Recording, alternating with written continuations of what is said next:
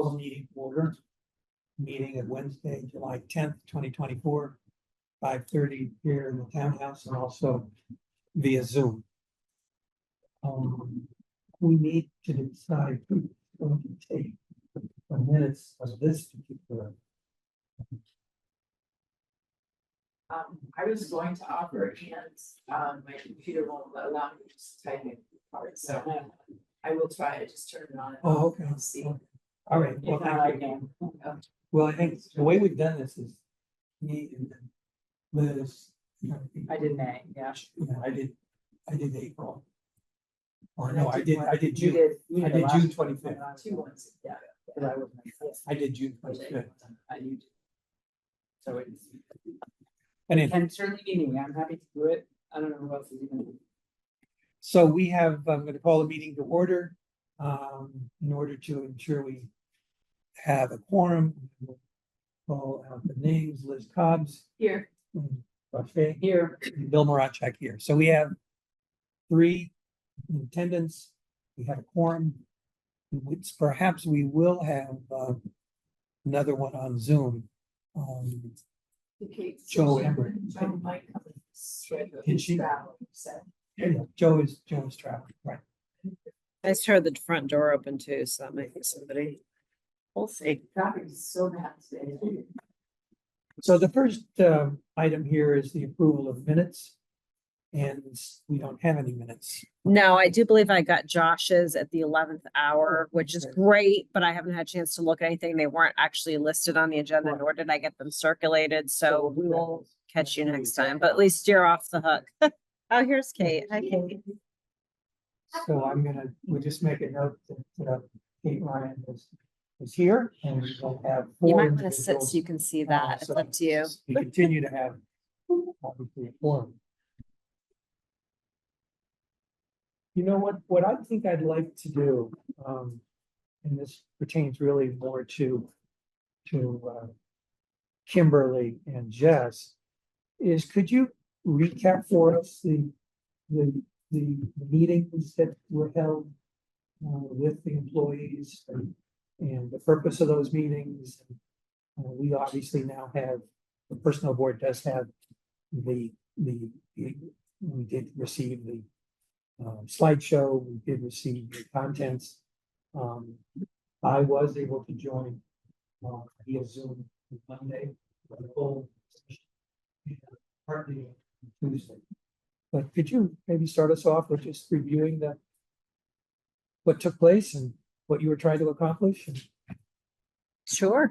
I'll kick it off, and if I miss anything, Kimberly will fill in the gaps. But essentially, we sent out a ton of material to all of our employees to show them kind of what we are proposing to the board tonight in terms of the changes to be effective July 1st.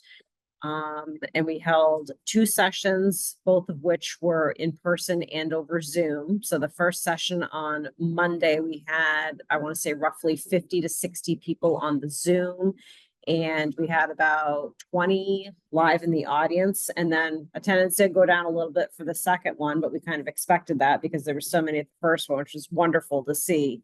And I want to say we had about a dozen in the room in person and maybe another 10 to 15 on the Zoom for the second session. Some really good questions came out of that. We made opportunities for people to have any one-on-ones with us that they wanted to have, any follow-ups to ask about a personal situation, what have you. Feedback was good, kind of ran the gamut. We had a couple of folks that were, I hate to use the word extreme, but I guess they were extreme on one end or the other, but the bulk of people seemed to fall pretty much in the middle, in terms of being, appreciative of what we're trying to do and roll out. They seemed to understand it, and they definitely appreciated the opportunities to provide that feedback and have their questions answered. That's really something that I've been trying to push in my position, is that communication and really that customer service piece. It was definitely a big effort, particularly for the 3 of us, meaning myself, Kimberly, and Town Manager LaFleur. So we feel that it went well, and we were still kind of getting some questions and feedback, even up through today. So I think I covered everything, but definitely, Kimberly, if I missed anything from your perspective as the presenter of those. Your comments, just say The total number that just put together, that she was adding up, was 2/3 of the employees who are covered by this plan attended one or the other of the meetings. And so that was really gratifying to have an audience with that many employees, to be able to, explain to them what we're doing and to receive their questions and their feedback and provide a response to that.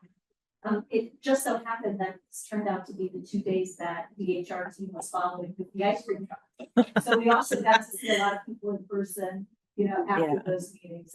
And that was really helpful because we took a lot of questions Yeah. on the roadshow, the ice cream roadshow as well. I would just add that particularly, tenured employees who felt some of whom felt a bit disenfranchised last year when we placed everyone into the pay plan. That was some of the most significant feedback we had received. And the comments from those tenured employees about the pay compression adjustments that we're making were probably the lion's share of comments, particularly after the meetings.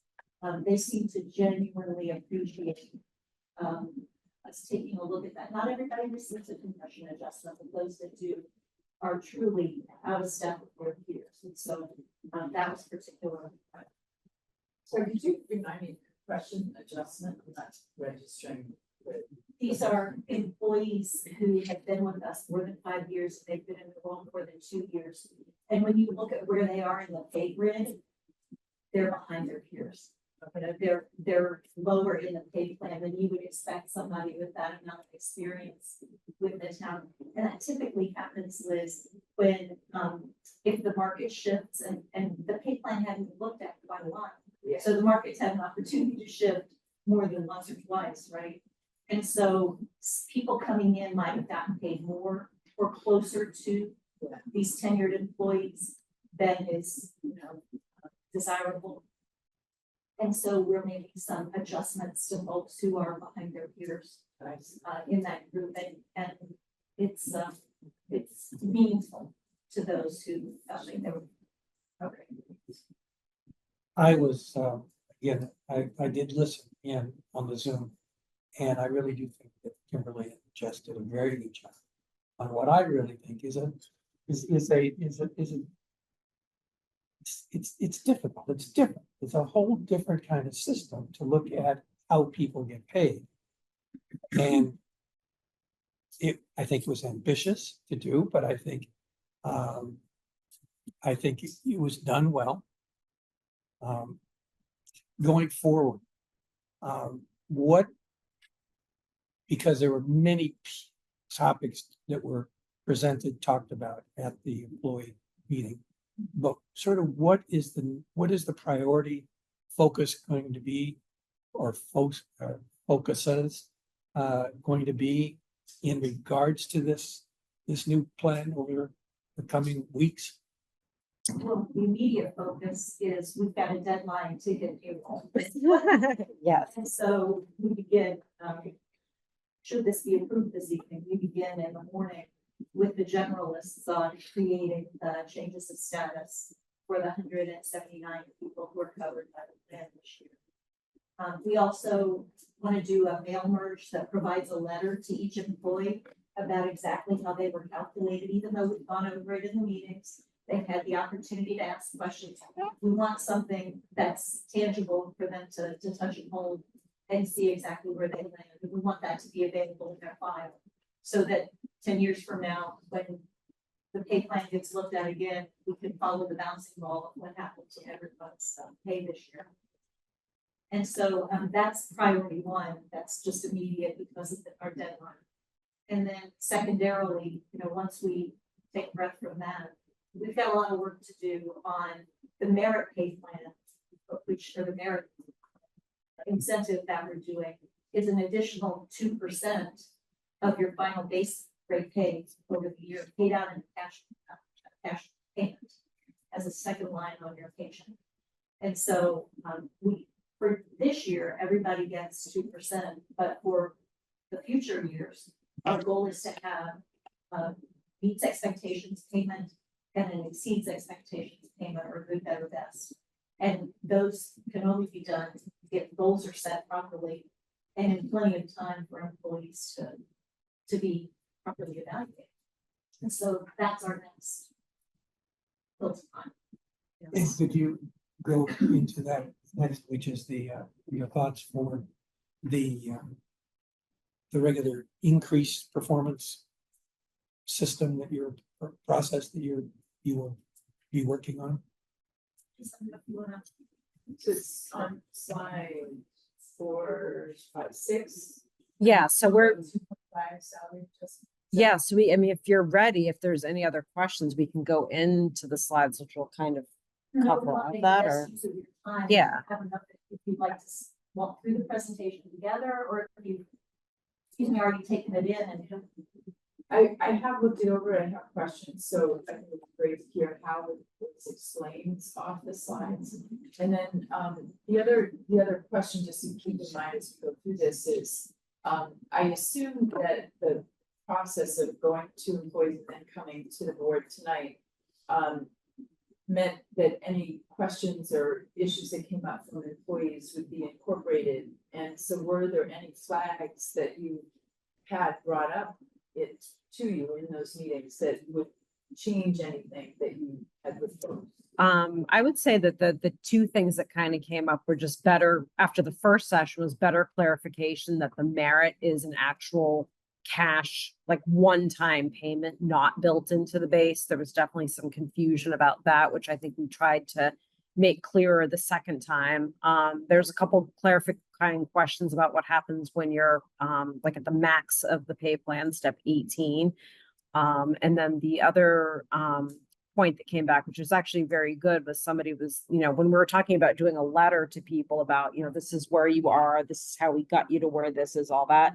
Somebody actually suggested doing something very similar to the actual graphic that's in the slideshow. We're kind of like, well, that's actually not a bad idea as well. So no, the one with, it has Snoopy, the one with Snoopy on it, that shows kind of how he did the slide and the shuffle and then the next step. So, having that visual either in addition to, or even in lieu of the letter, just to really have it spelled out, like, here's your situation where you're at. So that was actually some good feedback that we took in for how we want to make sure we clearly communicate, where people are going to be at under this. I mean, they have the sense from the slides. I know some have already started going back and have looked at the chart, but we do think it's important just to clear up anything like, this is where we're starting at, this is where we moved you, this is the how. And then if there's any discrepancy for some reason, they'll be able to have that clear and say, I don't understand. And then if we walk through it with them, they say like, oh, we did make it, like we can fix it and have it, corrected, and that make sure that everybody's on the same page. So that was kind of the other takeaway. So No, maybe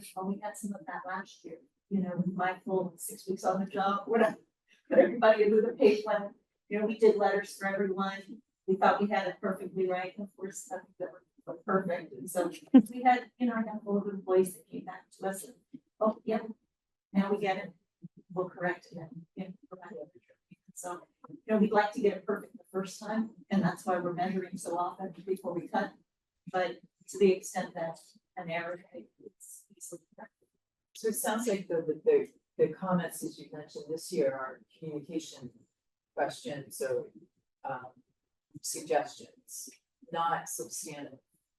And I think it may be that once they get their own letter, they come back to you and say, right. I don't agree with where I am range or whatever it is. So that would be more substantive, but it wouldn't be, you haven't had any employees that are saying, we don't agree with where the structure is.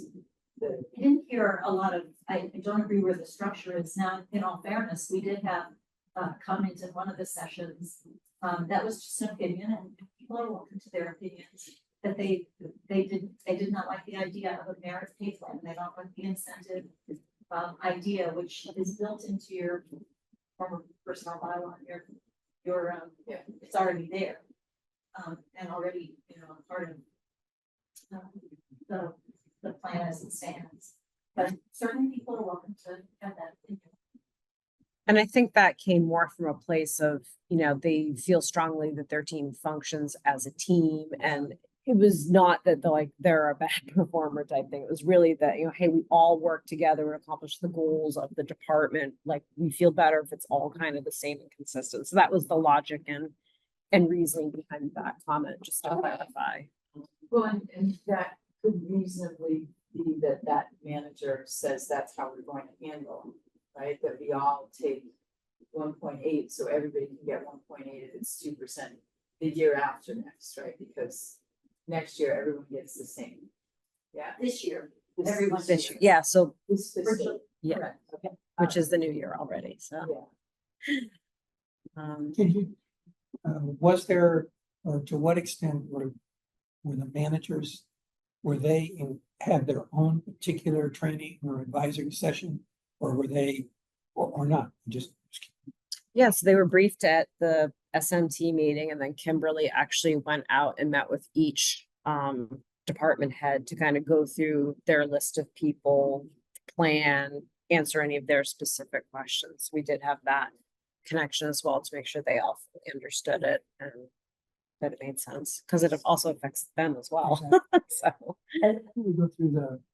yeah, do you want to go through them? All right. Yeah, I have a couple of questions. And I do see we have one person with their hand up. If it's a question, I'm thinking maybe we wait until the end, but if it's definitely an issue with either audio or visual, we can address that. It's Linda Collins. So it is a question. If you're going through the slides, I can wait till we get to the slides. I just had a question about the philosophy on one of the increases. Sure. So yeah, we can talk about that after the slides, and it might also tie into the discussion we'll have on the amendments to 10.2, because that's the actual pay philosophy document. So we'll go through the slides, and then definitely happy to take that question, assuming the chair is agreeable to that. Okay. All right. So hang tight, Linda. Thanks. All right. Okay. With your indulgence, I'll kind of walk through the philosophy portion pretty quickly, but if you want me to stop at any point or you want to interject, please feel free. But you know, the components of a pay philosophy in any organization are typically to recruit the most capable employees, right? We want to be able to attract the most capable employees from the market and retain our qualified and experienced employees, and particularly to maximize our investment in the employees that we have here, whether that be skills development or whether it be, as particularly in a municipal government situation, it's to retain institutional knowledge and knowledge of the community and how things get accomplished. And clearly, we're looking to provide exceptional service to So, sorry, I have actually. Yeah. Page.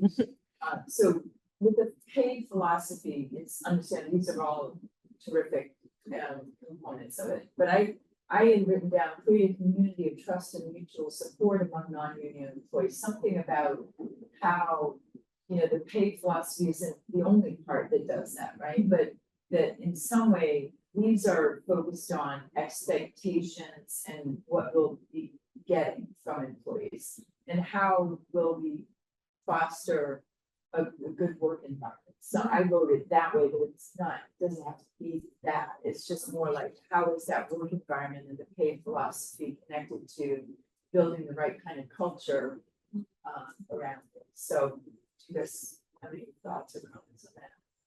certainly appreciate that. Yeah, I mean, I think, you know, one of the things that we've said, as we've talked about this at SMT level, and then also as we've been at the table with our units, we have 5 bargaining units that are up right now. Like, we're really striving to get consistency across the board, whether you're a union member, non-union member, et cetera. So, you know, a lot of the recent updates and things we've been doing with some of the leave policies, for example, those PPPs don't apply to the union groups. But if we're increasing a benefit for one, we're trying to be consistent in terms of, you know, putting that out there on the table as well. That, you know, that's been a drive of that. And also similarly, moving in this direction of having a step plan. You know, that's something that we're talking about with everybody, is moving in this direction of having a step plan. And that was in part came from the personnel task force report, you know, people wanting to kind of have those understandings and expectations of where they were going, what's my pay going to be next year, and how does that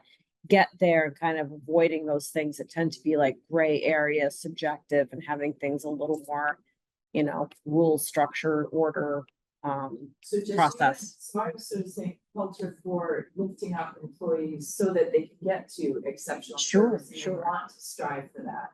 And it rightly went to how do we structure the pay to ensure that there's consistency so that people feel that mutual trust and support, right? Yeah. So I do think because of the way you answered it, there is a role for, you know, that culture or community so that it's this, I'm assuming in some form will be on a website or will, when people are looking at, you know, how or why would I want to work here?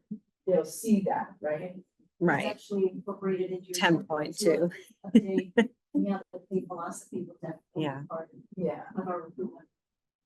so, So if I'm hearing you, Liz, if in fact the slides were going to be modified, yeah, you would encourage your particular point to be included. Yeah. Okay. that's. Yep.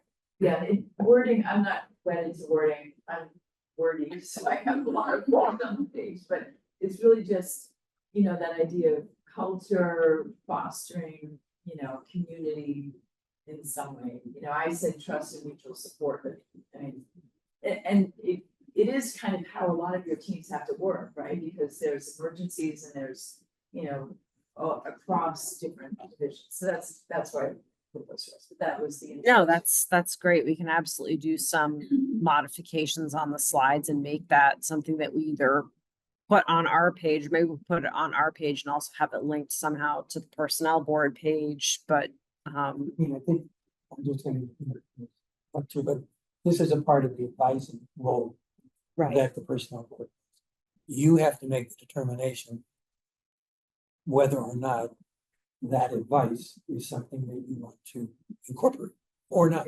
I mean, as of right now, those comments I definitely would agree with, because that was a big theme that came out of that report. I mean, this is the thing, we keep trying to build on those recommendations that came out of that task force report. So we're chipping away little by little. So that's definitely one of the building blocks. And again, having this consistency with pay and how we treat people, that's how you start building that trust when they know that there's, you know, not special deals or this or that. It's like, this is how it works. You can love it or hate it, but like, this is the process and this is what you go through. So. Okay, sorry to. No, we want to talk it all through. All right. All right, so we're looking to compensate employees at a competitive rate, both for their level of experience and to account for variations in their level of contribution. That's the whole merit issue. And this came directly from the WHR final report that was included. So the original classification and compensation study established internal equity among positions across departments. And when I was talking to the staff, I reminded or asked them, you know, how many of you completed a JAQ? Because that JAQ was the basis for aligning jobs within the town. That's what established what pay grade each position would be included in, as well as the variations, the grouping of jobs based on common characteristics within the JAQ. And then the second bullet, the external competitiveness, this was the comparison against the 29 towns here in Massachusetts. And that's what helped determine what the minimums, midpoints, and maximums. So the shift with the new pay plan was that now minimums of each pay grade are set at the 85th percentile. Now I'm told that former pay plans, the midpoint was the 85th percentile. So it was a conscious choice that the town made that we want to pay at the minimum more than 85% of our peers. So now that makes midpoint rates are set at full market rates. And the ranges are particularly high here, 40%. So there's a 40% difference between the minimum and the maximum that allows for future advancement. And this is all again built on the expectation of exceptional service. So, sorry, That's okay. I don't have comments on every slide, but If you do, that's totally okay. so I was trying to Anyway, all right, I'm in the audience and I'm just reading this and hearing. And from your explanation, I understand better, that the minimum and then going right to midpoint at full market. So full market is 100, the 100th percentile. Correct. Okay, So when we're posting jobs today, we are typically posting from the minimum to the midpoint. And the midpoint to the maximum we're using for people who are who stick with yeah, and continue with the town and continue to invest, you know, part of that.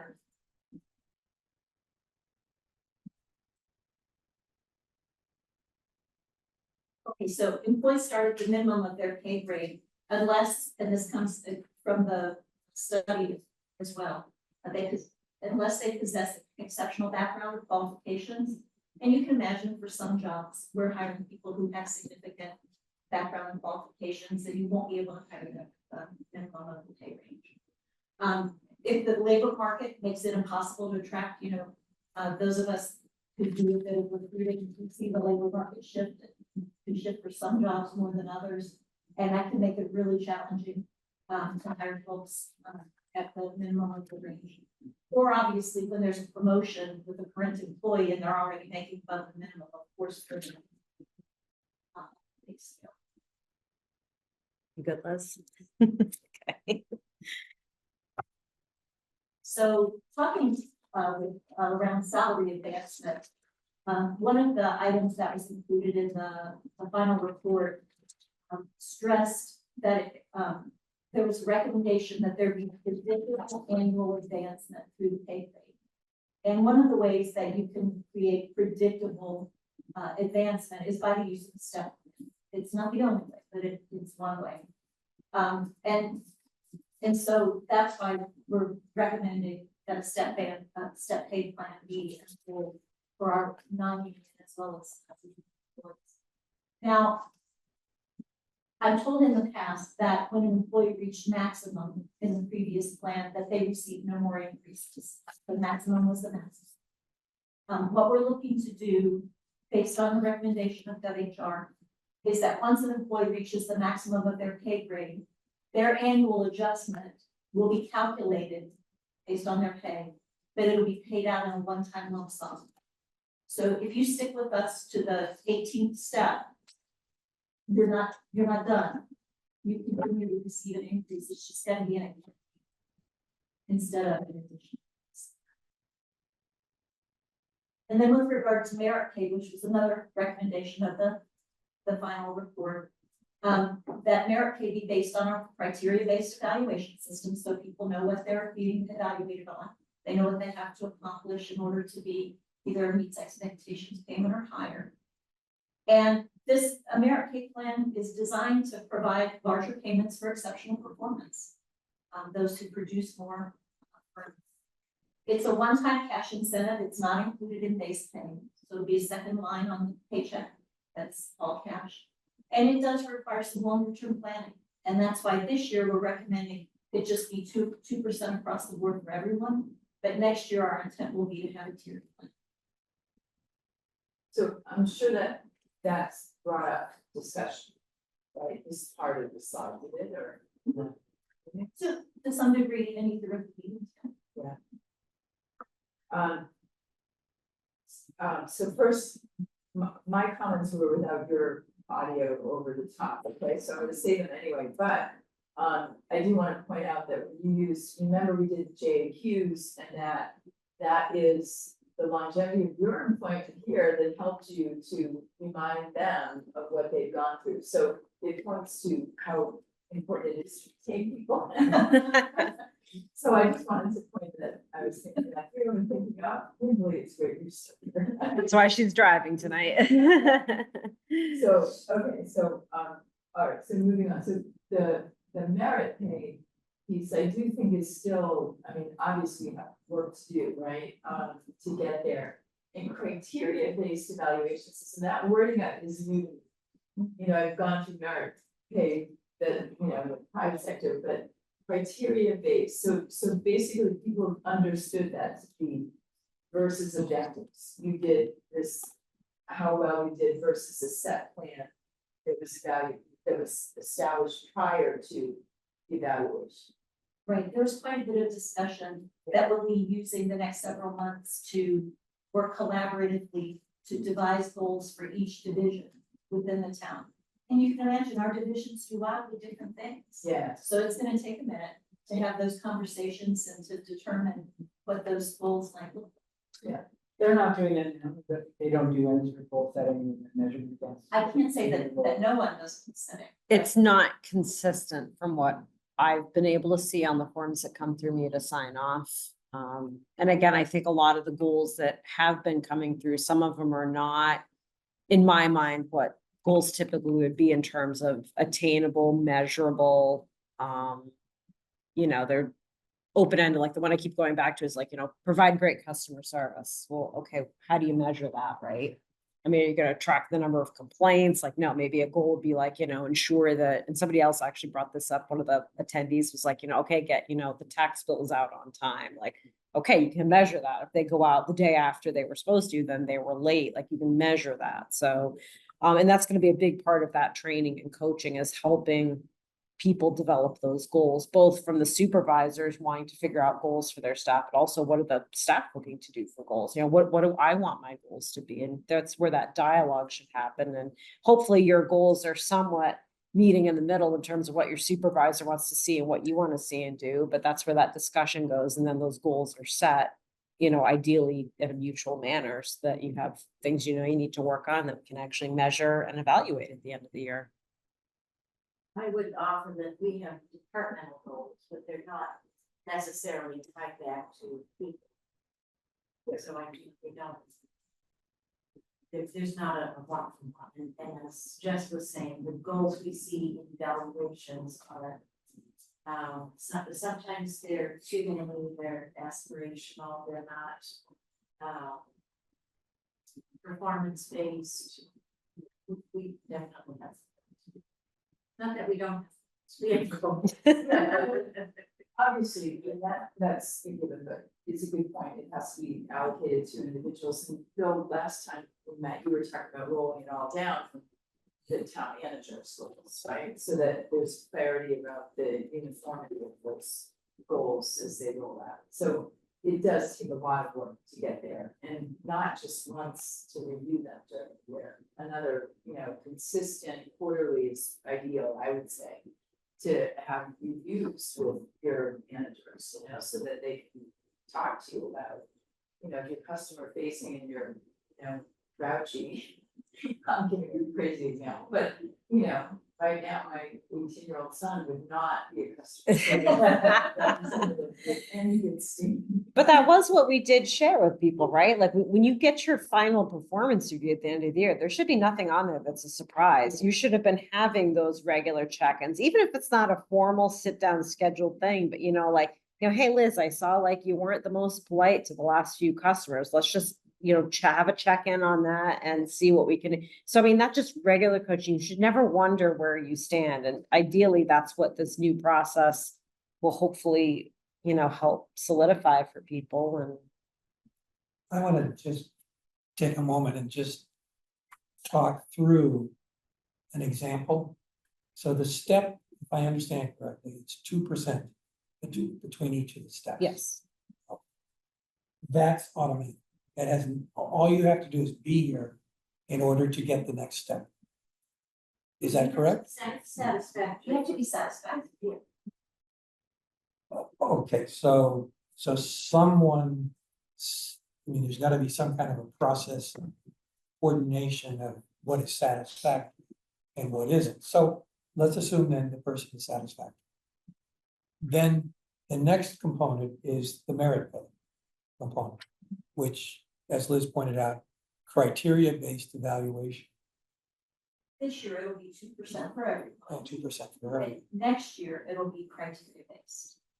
Now, hypothetically, if there was approval from the finance committee for only 2%, God forbid, but 2%. So I'm assuming that 2%, then that funds the step plan, assuming there's good performance. But it has no, I'm getting it's hypothetical, but it has no Because it's only 2%, you don't have anything in the merit. Like, So I'm answer that. Yeah. The finance committee issues guidelines, which is an increase to budget, to overall budget. And then that is approved or disapproved or changed by town meeting. If we got into a situation where we had a very small increase, then we're looking at how can we tighten the budget, what cuts are we going to make to be able to implement the plan, because in my mind, this is a commitment to non-union employees, much the same as the commitment we make to union employees. And so we have to fund this. We might have a smaller merit pool in a year that there's a small increase, but we wouldn't, I don't expect that we're gonna forego this commitment, which is a step in there. that's what I was getting to that night. Thank you for helping to clarify that. This FinCom doesn't have that, you have, I understand, allocation of. Correct. Well, That's we 300. put together a line item budget with, with 10 line items, so it's not particularly granular. And town meeting approves it. And we vote. I wanted to raise another hypothetical with the merit-based evaluation system. How would you handle, again, hypothetically, if you have a unit of employees, pretty much are all homogeneous, and the manager says, I want everybody to receive the same amount based on, satisfactory performance. Is that going to be allowable? Can everybody within that unit in that situation receive the same amount? I think our plan is to have goals that differentiate performance. Now, is there a team goal that everyone can share? Absolutely, I think that's possible. But we are looking to differentiate performance. But most supervisors tend not to do that, right? Generally speaking, you see meets expectations. Such that I think those hypotheticals more realistic than just hypothetical, but even when you're measuring against predetermined goals and, that are specific and measurable and attainable and all the things that you require, many people in that same under that supervisor will end up with the same performance rating. Plausibly all of There's only a couple performance ratings, so. them. Yeah. Right. And the issue then becomes, is this really a compromise to the evaluation goal set? Because and from my experience, if somebody gets X and somebody gets X -2, everybody knows that for somebody, or I didn't get what other people got. And many times that can be a morale issue. So I don't want to, these are hypothetical questions, but I think from my experience, sounds like to some extent, Josh, as well, that this just has to be a part of the conversation. It has to be understood. So there's no surprises. So, okay, so then to keep going with Mhm. that, so you're saying there's a 2%, right? But if somebody does exception, they get 2.5%, then automatically others have to get less than 2% because the pool is so big, right? In future. In future years, right? So is that built into that you could, because you've stated on the slides that it's 2%.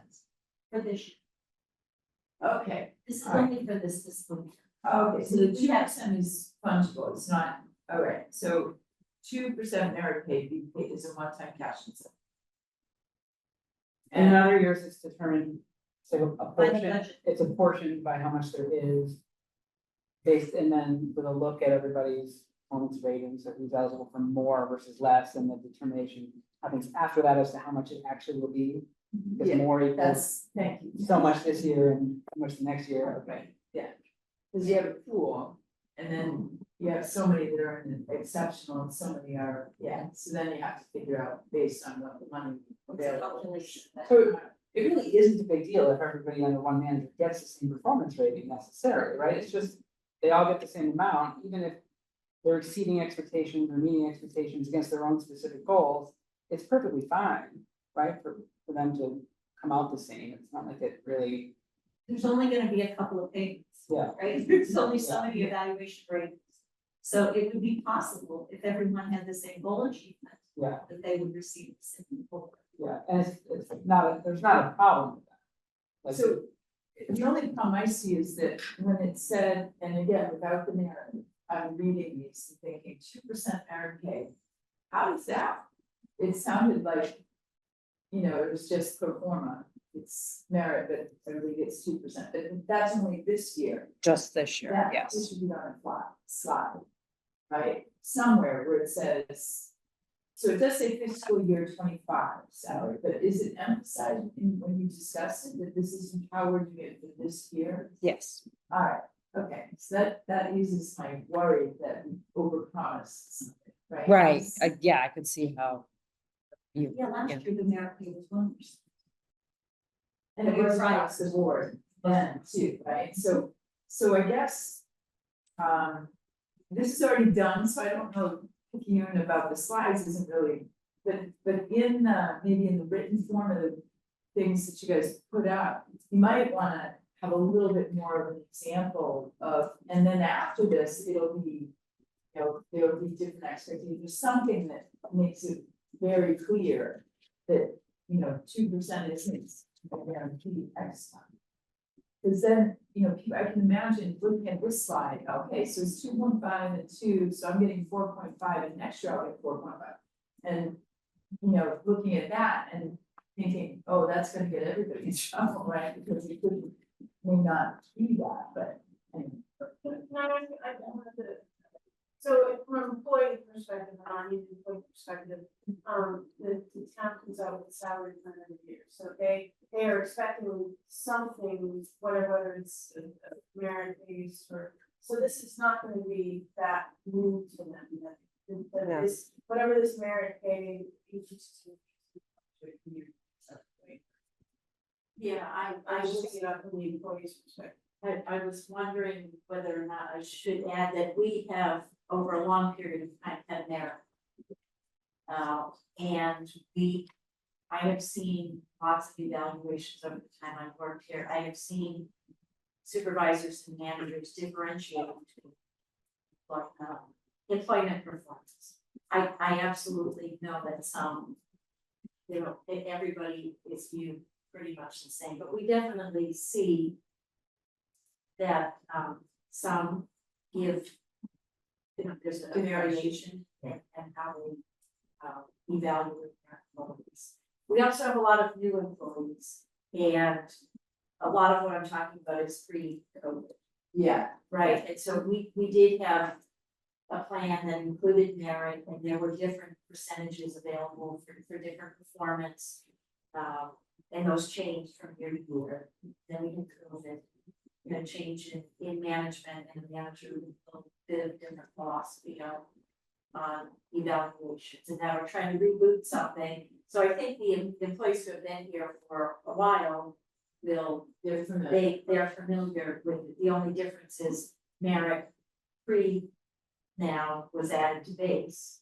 And now we're looking at the bonuses, so that people have growth and they're not topping out. When you say bonuses, do you mean merit pay? Yes. Okay, I think just, it's not, yes, it's synonymous. I have a question about the criteria-based evaluation system, and so, and I think from one of our prior conversations, we talked about, that's still under development, and, that given that we talked about some different managers approaching that in ways, I was hoping that assume that there'd be training, we want to develop the people that have, they're gonna get some of that training, what that means, what goals are, that's. Yeah, and for both sides, right? People writing the reviews will get trained, and then people who might never write a review but are certainly going to be receiving them will get that training as well, because they need to understand. And that's to hopefully address some common things. Like a lot of times you hear people like, I only got to meet expectations. That's a bad review. No, it's not. Meeting expectations means you're a solid employee doing the job. Like that's not a bad rating. So it's just kind of getting people's thought processes wrapped around, what do those words and those terms mean when you read something? It's not bad to be meeting all of the expectations of what we want. And that's nothing wrong with that. So one last problematic thing that I've had experience with in teams and allocating merit for performance was opportunity to excel. Right, so some jobs where they're coming in the middle of the night and they're saving the town's electricity is a big deal. And it is an opportunity for them to show their courage and their acumen with the work at hand. And someone else may not get that kind of opportunity. And in a lot of discussions that we had in my former employer, we decided that was legit, that we would do that, that we would recognize those who had the opportunity to show expertise or strength or support. Not just, so do you see what I mean? Like where they were on a team that was, in my case, launching a drug and, they did it well, then they got more opportunity to have a higher merit because their objectives were so important. And I don't know how you guys deal with that, because I think you probably have consistent groups where, there's, consistency over time, where there's always that group that's gonna have to shine or not. I guess I would say we don't have it all figured out, and I'm hoping we can make you to help us figure this out. I do think that that's a legitimate concern. I would imagine employees feel that. And I think it will be incumbent upon us to create opportunities to identify what exceeds is, what that looks like for each employee here. I'd also add, I assume there are employees who are concerned that, I can know at the beginning of the year what I should be doing. And then priorities change, then the state announces MCI Concord is gonna close, and all of a sudden you're not working on your work plan, you're doing something else. So we have to take that into account as well. I don't want to beat this to death, but I want to go through so that I'm sure it's clear to everybody. So the 2% again is going to be guaranteed, assuming satisfactory performance. That's whatever you want, that's a given. If somebody, and so the next piece, that an opportunity to really distinguish those individuals who are really achieving at a higher level, the merit pay is where the manager will be able to demonstrate his or her appreciation or confirm the work. And that particular sum, though, each department will have a pool of money, or will all of the 179 people will be in one bucket? That's TBD. Yeah, but I think we would have a pool townwide for all non-union. I don't think we're gonna say Public Works is gonna get this much in, because that, You'd have to force ratings. and that you don't. Well, I fully support that. I mean, I think that's, you only have 179. You don't have 1,700. So it's doable. I mean, I've done it in a private, so it's doable. So, and I appreciate the fact that you're willing to entertain the personnel board as a resource to try to figure out the details. And I had a conversation with both Kimberly and Jess saying, part of our role for existence, yes, is really advisory, and we're here to advise and to offer suggestions. I know both Kimberly and Jess have heard that, and I think we will we will support you in doing Absolutely. And that. we're very grateful Yeah. for that because any help we can get is always welcome. Okay, let's go on with the slides. All right, so when we did the study implementation last year, employees were moved into their new pay grade. Anyone who was below the minimum of their new pay range was brought to the minimum automatically. And we had a number of folks who that was the case. We had a handful between, I'm gonna say 5 and a dozen employees who were receiving additional duty pay because they had taken on a bigger assignment and they were waiting for their job to be evaluated and placed into the pay grid. And so because they took those duties with them into the new job, we collapsed their additional duty pay into their base pay and set them into the pay plan. Using that wording. But we did no other movement. So unless you were below the minimum or you had additional duty pay, everybody just went into the pay plan. They got their 3% across the board increase and they got a 1% merit. That was part of their base pay last year. And that's where everyone stood. Because we didn't do any other movement because we didn't have any criteria developed by which to do that. And that was overwhelmingly the feedback we received last year was some disappointment. And of course, you know, I had 6 weeks to do the implementation. So I wasn't privy to everything that had happened in the 2 years prior to that. And Did no so one say you can leave? But you were a hero to do that.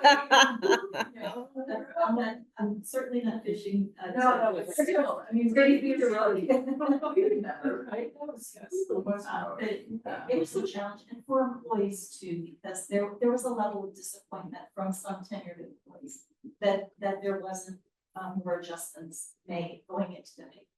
And so we heard that feedback and we took it very seriously, and you'll see that baked into the plan that's before you. We finished all that, right? The slide, okay. When the slide kind of was happening, I get lost sometimes. And so for this year, we're looking to provide a minimum of a 2.5% salary adjustment. That's the step portion that we'll be moving forward with, but a minimum of 2.5% plus a 2% merit pay to be paid as a one-time cash incentive. So one will be base and one will be cash incentive. Now, let's go ahead to the next slide because I want to talk about the pay adjustment. So right now, we've received a lot of feedback about longevity. Longevity pay for employees in the first level of longevity, which starts after 5 years, is 6 cents an hour. And so there's a lot of discussion about 6 cents, and even at the next level, it's 12 cents an hour. And the way that the town does its payroll, we include the longevity payment on the same line as your base pay. So your base pay and longevity looks like your pay amount. And so what we're saying is, you know, we would prefer to use the longevity pay as in the future for part of the merit pool, because it's such a small amount that people have given us feedback on. And for those who have it today, we're rolling it into base pay automatically. So you've always had it on your check as part of it, looks like part of your base pay, it's going to be part of your base pay moving forward. But for anyone who hasn't yet earned through the end of this past fiscal year, if you haven't earned longevity pay, there will be no more longevity. So we're sunsetting that policy, and that's before you deny in the red. So longevity, is that a one-time wrap to base and then moving forward to 2026 forward, it's a different, different form. It's not gonna have Well, the 12 cent bit. it'll be part of base. It'll be part of it. So if you move from 5 to 10 years, and you're supposed to go up from 6 cents more Right. to 12 cents, you won't go up to 12 cents. No. You'll just get the 6 cents if you're eligible for it now, and then the merit will be based on your performance. Because I was just jumping into the other policy about longevity pay with the corporation. I don't know. That's all right. That's all right. We'll get it. So what happens to the longevity pay of people who will get it? Do they get it as long as they work for us, or is it sunset for everybody? It stays in their base pay for as long as they work for us. It just goes into. There's just no new longevity. future tenants. And the ones who are already working for us don't get a new step. Right, we don't add anything, like those who are 12 cents an hour now don't move up if they hit the next 5 years. No, Yeah, not because of longevity, just based on their years of service. Okay, so we're gonna allocate those dollars to merit-based pay. And then, as I mentioned before, we're gonna utilize the midpoint to the maximum of each pay range, because that's above market rates, remember? We're gonna use that in place of longevity. So the longer you stay, the further up the pay plan you move. That's where you'll receive your congratulations for hanging in. All right, so the goals, if you'll recall, we've talked about from the final report from WHR. The predictable advancement was a desired outcome, and so we're doing that by creating a step pay plan that has predictable increases in base pay. We're gonna move each employee into the step pay plan. And then in a moment, I'm gonna talk about equity adjustments for tenured employees who meet certain criteria. That's the people who kind of got left behind, if you'll forgive my expression. In addition to the equity adjustments, we're gonna do the annual merit increase as a cash incentive that we've talked about. And then we're gonna work to establish criteria for merit pay across all departments in the next few months. So let's talk about how we calculate the pay increases for fiscal year 25. So each employee is gonna enter the step pay plan at the step in their correct pay grade that is next highest to their existing pay plus longevity if they have longevity. So if you add your base pay plus longevity, you go to the step pay chart, which we'll get to in a moment, you go to the next highest step. So we're gonna provide an additional 2% or one full step increase on top of that. So you slide into the pay plan and then you take a step up. Okay. Now, anyone who's increased from their current base pay to their new final step is less than 2.5%, because remember, those steps are 2% apart. So it could be that you're getting just a little slide in. And we want to make sure that everybody gets at least 2.5%. So we're calculating what 2.5% would be, and we're subtracting the amount of the step you get. We're giving the balance in cash. So nobody ends up between steps. Nobody Right. ends up between steps. A step plan, everybody's on a step. So the cash means it's a one time, it doesn't go into base pay, it doesn't. So can we just dwell on this a little bit more? So back in this year, it's 2.5%. So that is the increase, set increase, but because the steps are 2%, then a person goes 2 steps up. They go a partial step. That could be, tiny, it could be larger, but they go to the next highest step, and then they get a full 2% step. Okay. So they don't get 2 steps, because that would be 4%. So we don't want to But say. if they're 0.2% below the next step, they start at that next step. Right. And then they get 2% to go to the next step. And then they get a cash payment of 0.3%. Based on what, the first step or the, If they're getting only 2.2%, yeah, then we would subtract that from 2.5 and apply that to their final base pay, and that's the cash money they would get to make up the difference. What's the biggest jump percentage by somebody could get into their base? Is it almost 4%? Almost 4%. yeah.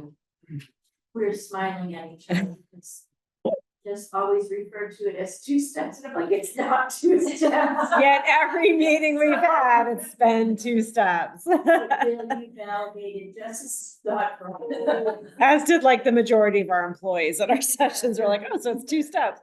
And we chuckled every time, so. So the one thing I just want to add too is the first year is wonky because we've got to get people onto a step plan, right? Because right now you've got people within their ranges, but they're all different rates. So there is going to be differences in terms of the percents people end up getting, but the methodology behind what we're giving people is a consistent process of making sure people hit 2.5, whether it's at least 2.5 base, or if it's 2 something, and then they get the cash difference to get 2.5. It's the first year is it's just wonky. There's no other word for it. Step will be uniform. Yes, everybody would Next year, move a it'll step be to 2%. So 2.5 last year was 3%, those are no longer. It will be a regular 2% Yep. increase each year. Well, Plus, plus that cash merit. Yeah. And then if down the road, for some reason, it's determined that that whole wage chart should shift by some percentage amount, then, you know, if I'm on step 6 today and I'm gonna go to step 7 on July 1st, if step 7 today increases to a higher percentage, that's actually gonna be a bigger bump. Like if it goes up 1%, let's say, you actually end up getting 3% because you're gonna move your 2% step, but then that step is now 1% higher. So, but at least they're guaranteed that 2% movement unless they're up at step 18, which again, that's the breadth of the plan. Like that's something that's slightly different and somewhat unique as well, is because of that 40% split, or I'm sorry, spread that Kimberly mentioned at the beginning. That's why there's so many steps, that it gives people that opportunity to have something guaranteed for a lot longer. A lot of step plans, it's, you know, 6 or 7 steps and you max out after your 6th or 7th year of employment, and that's it, other than whatever, you know, pay grid adjustments might happen or what have you. So there's that longer term. No. So I have a question on new hires. Mhm. So let's say you hire someone after this plan is implemented, step 1, or let's say you hire someone in December, they automatically get a step at the beginning of the next fiscal year. So is there a, how you manage that? Yeah, so everything, the goal is that everything will be based on July 1st. We do have to kind of think through what that might look like in terms of what cutoff dates are for how we end up. You know, if somebody starts, let's say April 1st, it could be we just give them the step that they in theory should end up on for July, but then they're at that step for like 14 months. So we have to kind of piece that through, I think, in terms of. We did have a standard practice in pre-COVID. I think we could go back to the language that we used to follow as a starting point. Where you would get a percent. If you were hired on a road that was after April 1st, you would only get a percent of the somebody would get it. right now, that particular qualifier is not in the new policy. That's to be added sometime. that's what Yeah.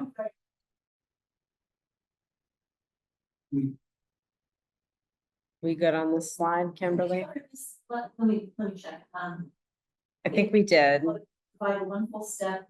We talked about the difference, and yes, the equity adjustments for, let's go to that. next. Yeah. Okay, actually, I just think it's the wage chart, which we have a paper one that's a lot easier to read and bigger than the one that's in your slides that we can circulate. And not that we're gonna do any, line examples, but this may be helpful. for you to Yeah. be able to see When you it. get to the example slides. It feels like you're in eye doctor.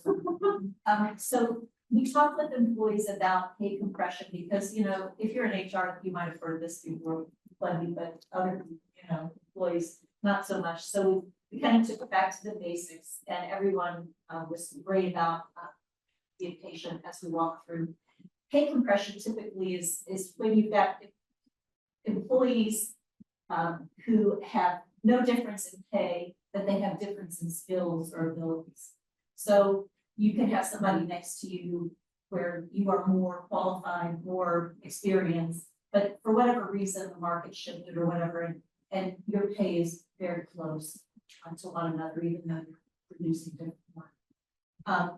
And so that typically occurs between tenured employees and new employees coming in, as the market shifted, as I mentioned. Or it could also be between employees and supervisors, because sometimes wage rates change for employees before it makes its way up to supervisors. And so that's when you typically see pay compression.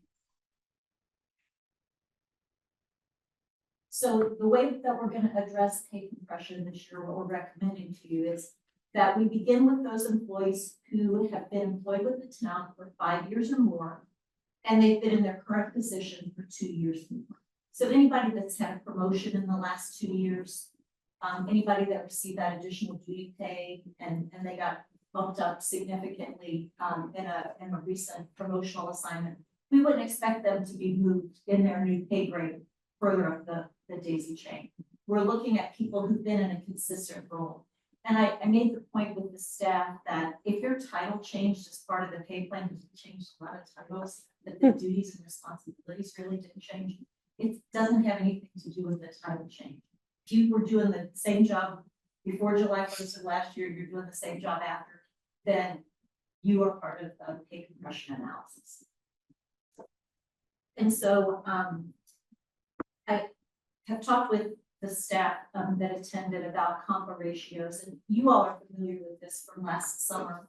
We did a compa ratio analysis and showed pay equity by compa ratio, et cetera. But this is not a commonly used term with employees, and so we spent quite a little bit of time talking about it. It's just math, right? You take your base pay, divide it by the midpoint of your pay range, and if you're above 100%, then you're above the midpoint. If you're below 100%, then you're below the midpoint. And so because of the way the town decided to set the minimums, midpoints and maximums, so if you're below the midpoint, then you are between the 85th percentile and market rate. If you're above the midpoint, that's what we've saved for people with longevity with the town, right? Because they're between the full market rate and the upper maximum. Okay, you good on this one? Okay. And so we just did some analysis about where you would expect employees to be that have been here for certain periods of time, like 5 years and 2 years in their role. And as we looked across the employee base, we devised the chart that you see here. So as an example, if you are an employee with more than 20 years and your compa ratio is below 115%, but above 105%, then you qualify for one additional step on top of everything we've talked about so far. We're going to move you one additional step. If you're a 20-year employee and you're below the 105%, 105%, you get 2 steps. And so the lower you are in the compa ratio and the more years you have, the more additional steps are added. Oh, I think I missed it. Oh, I'm sorry. No, Now I'm going too that's fast. on me. I did just want to address, because we addressed this with the employees, that this helps correct those situations for employees who were tenured. When we moved the 85th percentile from the midpoint back to the minimum, somebody lost it around. So that's what. I just want, when you finish the slide, I want to make a comment. Are you done? Because I don't want. Okay. So, just to make certain that I'm reading this step plan correctly. Mhm. So if a person comes to work for the town in a grade 1 job, the minimum, that person will be at $53,040. That's what that person's annual salary would be. Which is $25. 50 cents times 2,080 hours. I don't know what I used to use. Yes, 2080. $53,040.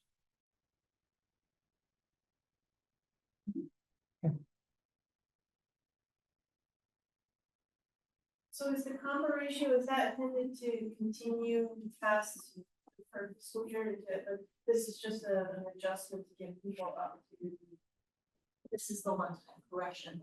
I can't tell you that we're going to make an adjustment again, but it's designed to correct some deficiencies when we implement the plan. How often do we check to see what the market is doing relative to the compression this year?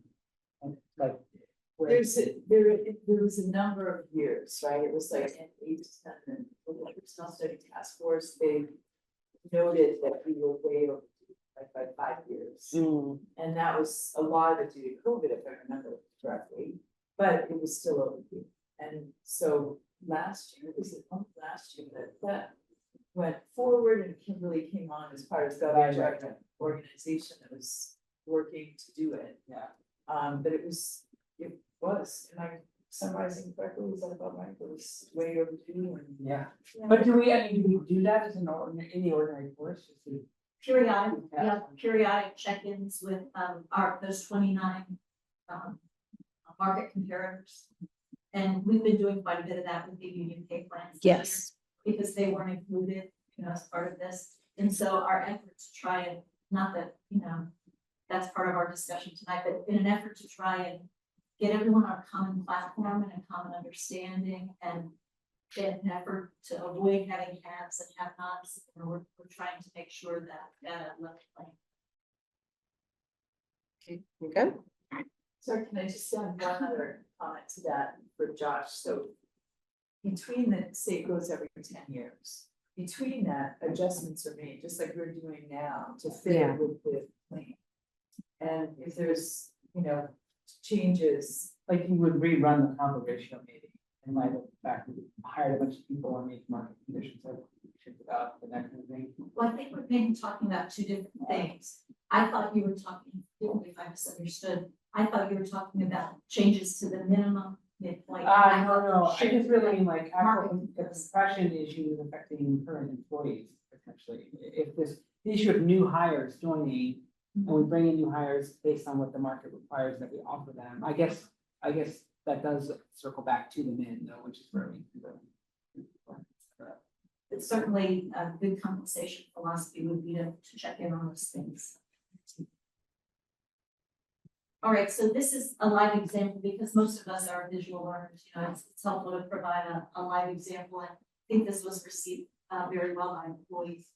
The example is an office administrator. This is a grade, pay grade 6 position. This is a fake example, it's not a good person. They were hired in 2000, so they have more than 20 years. Their base pay currently is $40.69, and they have longevity pay of 29 cents.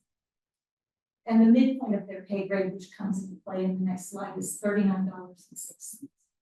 So if you add the base pay plus longevity, that's the first calculation, $40.98.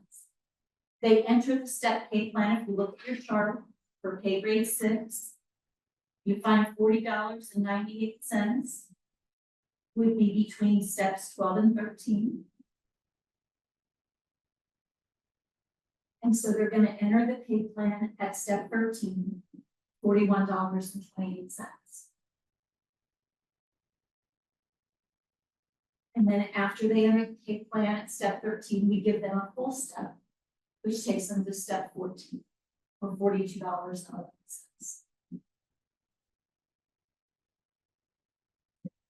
Any questions now? All right, and so because this person has more than 20 years, and we're gonna assume they've been in their role for more than 2 years, they take their base rate, the new pay, which is $42.11, they divide that by the midpoint of $39.06. And their comp ratio comes out to 107.8%. So looking at the chart for the compression adjustment, if you have more than 20 years and you're below 115%, but above 105%, you get one additional step.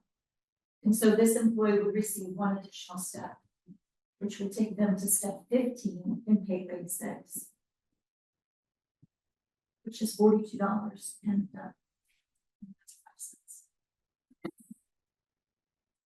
You good on that one?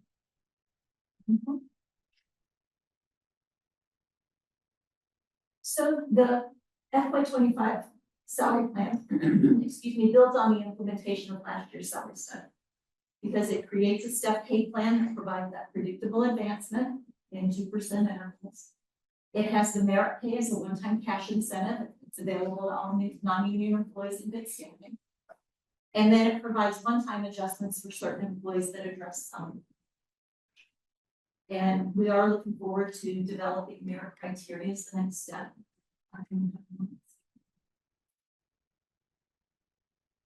Very good, very nice. Yeah, I think it's very helpful. yeah, examples really, Yeah, helpful, definitely. for sure, was to, was to. Everyone wants to take it. Discussion. Yeah, and so this was the slide we were envisioning doing some sort of, maybe not quite the Snoopy graphic elements, but you know, that thing of like, here's where you're starting, this is how we fit you in, and that was great feedback we got from somebody, so. Chair, I don't know if you want to take Linda's comment or question. I know she's been patient on the Zoom. Linda, did you want to provide your comment? There you go, you're unmuted.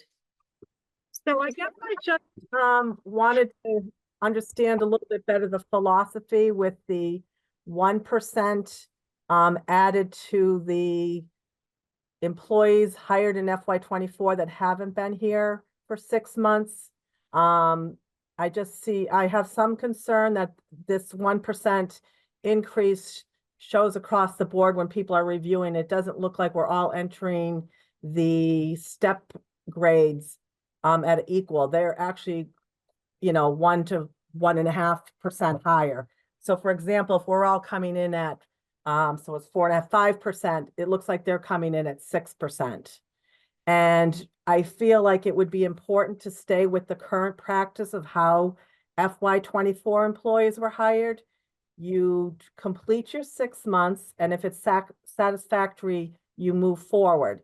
And I understand the concept. You're getting them on the pay grade.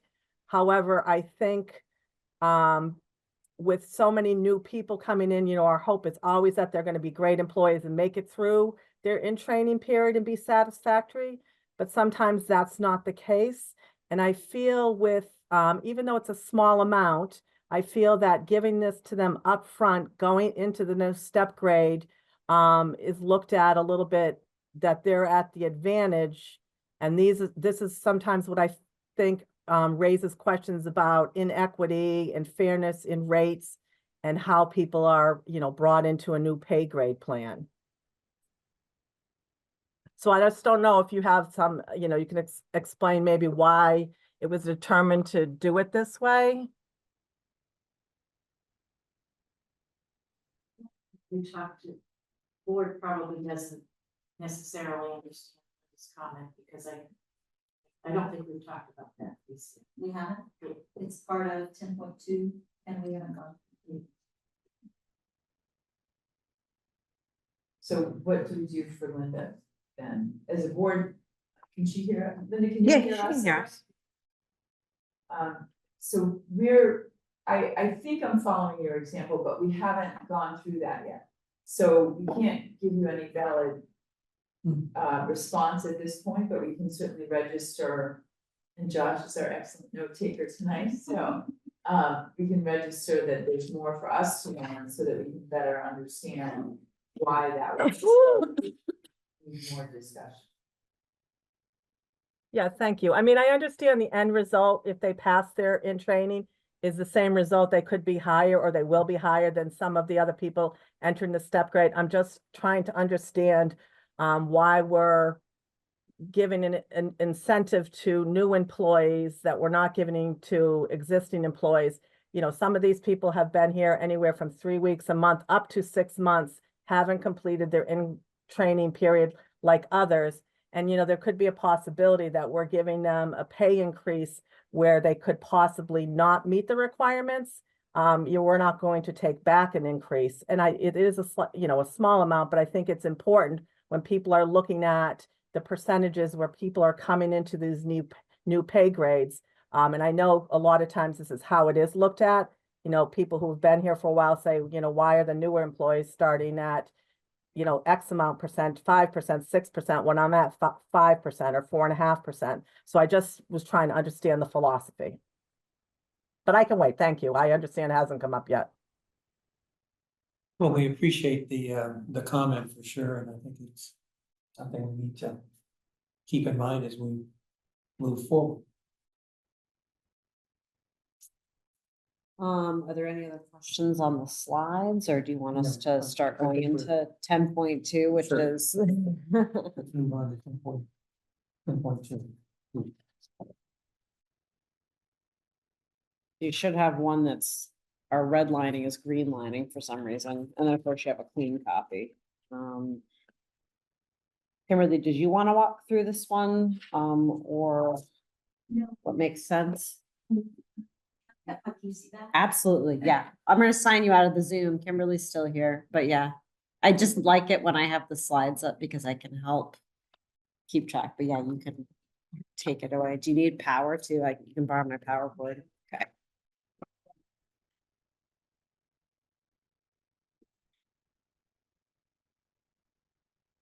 It'll take me a minute to get to where you are, so if you wanna get started, I'll jump in, sure. Sure, so the last update on PPP 10.2 was May 30th of 2018. So this is essentially all the green, which you can see is the bulk of it, is all of the new stuff in terms of the pay philosophy that we essentially covered in the slides of, why we're looking to have this, the equity issues, et cetera, how people will be placed within the new step plan.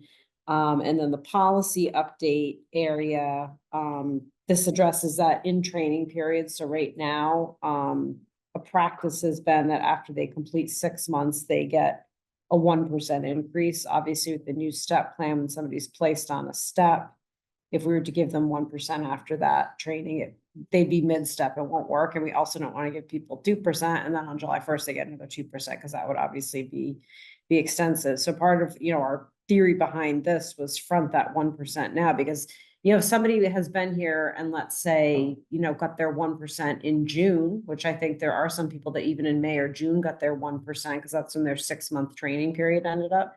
They've had that 1%, and now they're gonna have, that's in their base, and now they're gonna be placed on the plan. So I think from my perspective, and feel free to chime in, Kimberly, it's a similar methodology. It's just that they are getting that 1% sooner in theory, but at the end of the day, the percents, I believe, are fairly consistent. And whether they got the 1% in May or June, or getting it in June, or, after that. So that completion of the in-training period, that addresses that, in terms of how that will go. So it won't be a 6-month adjustment anymore.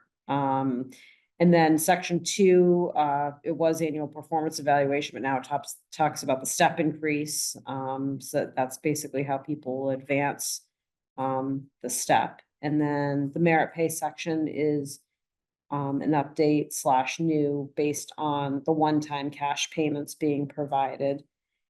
And then the structure movement actually has not changed other than renumbering. So we'll change the structure if there's an across the board increase to the salary range. So again, that's if town meeting votes to take this pay plan before you today in a subsequent year and say, let's shift the whole plan by 1%, 2%, some percent.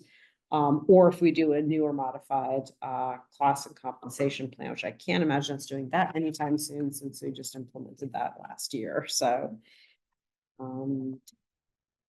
anything else you want to add to that? I'm sure there's questions, so.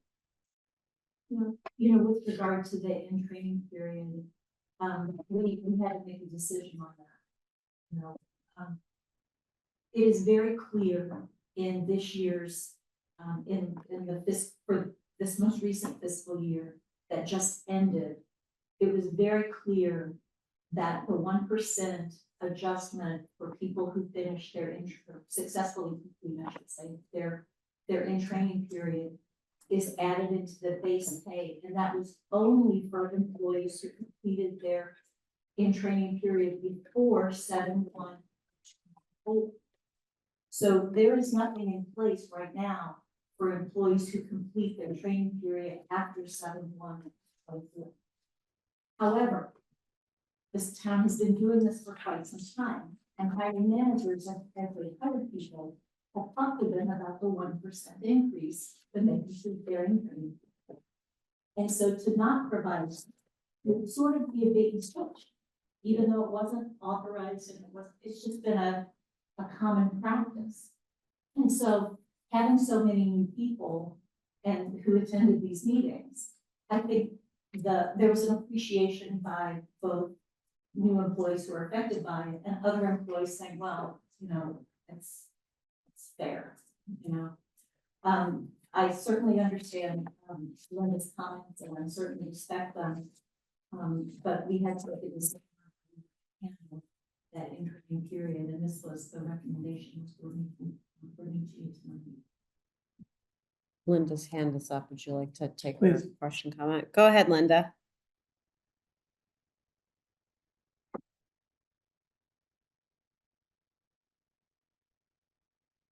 Linda, you can go ahead and unmute and ask your question or make your comment. Sorry. That's okay. So You're Kimberly, probably talking away.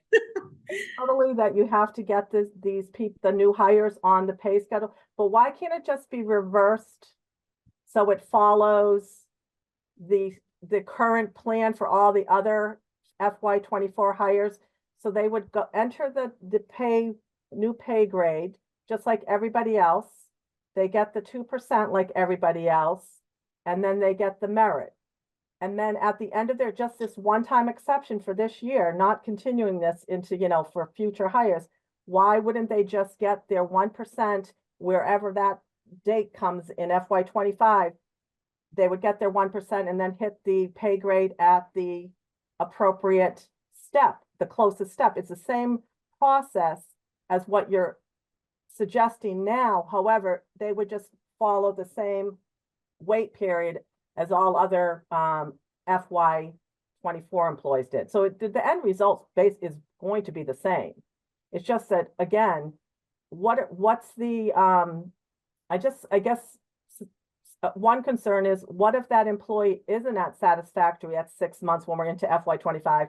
That's supposedly what I interpret as a little perk for being satisfactory above satisfactory. So that's why you get the bump after 6 months. You're proposing to give that to them before the 6 months to get them on the pay grade. And whether they're satisfactory or not, they're still going to be getting that increase, where other employees possibly in FY 24 didn't meet those standards and didn't get that increase right away.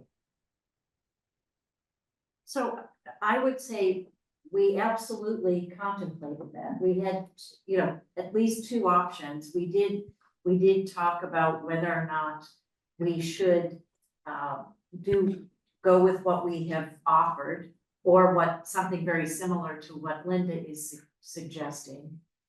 There were a small group of employees that were involved in this, and we decided to go with what we presented, but we certainly did talk about doing it the other way. But I think because they were only a small group of employees, we'd like to get everybody into a plan so we can do the next bit of work. And there's a lot of work to do, and that was the decision that we made, that it made sense to just proceed in this way, because it was a small group of employees, and it would allow us to move forward with the next bit of work. I couldn't quite hear her, so I didn't quite understand what the proposal was versus what is. So I think, and Linda, feel free to correct me if I'm wrong, but it sounds like Linda thinks we should be placing people on the step in accordance with how everybody else is getting placed now, but then still giving them a 1% after 6 months, but then that's going to put them off step, which is why we need to put the 1% in now to then place them on a step. So was that correct, Linda, that you think they should still just get a 1% base increase after 6 months is completed? Correct, but then they would hit the step, to the closest step. So it would be the same concept as if you did it beforehand. It would just require them to complete the 6 months. You do the 1%, it's not going to hit the exact pay grade. So you go to the next higher pay grade. It's equals basically the same. It's just that they would receive it like all other employees did after the 6 months of training. So you would basically pay them off step for however many months and then put them on the next step advancement on July 1st next year. Is that what you're saying? No, they would enter the pay grade just like every other employee currently. We see what your pay grade is, and then we all go to the next step, correct? Yes. Okay, so then they would stay at that pay grade step. When their 6 month review comes up, if they're at satisfactory or above satisfactory, they get their 1%. So that total, they might not hit a grade exactly, but it would be the same concept as what we're doing now. They would go to the appropriate step closest to where that 1% brings them, and it's going to be at the higher step, which would be equal to what they would get if it was beforehand. So if, Next. annual. So yeah, they'd be off step. So if I'm one of these newbies and I start at step 5, let's say, if you give me 1%, I'm gonna be between steps 5 and 6. But if I were to just put that person on step 6, they're gonna get a 2% increase, which, And that's what she's objecting to, because they haven't quite proven that they're going to last. but in this method, they get the 1%. I don't know, maybe I'm not understanding The either what she's 1%. trying to explain. So the idea is that the 1% puts them at a half step, so, and then on July 1st, no matter where, how long that, it could be 2 weeks later, they get another 1% because they have to be on step.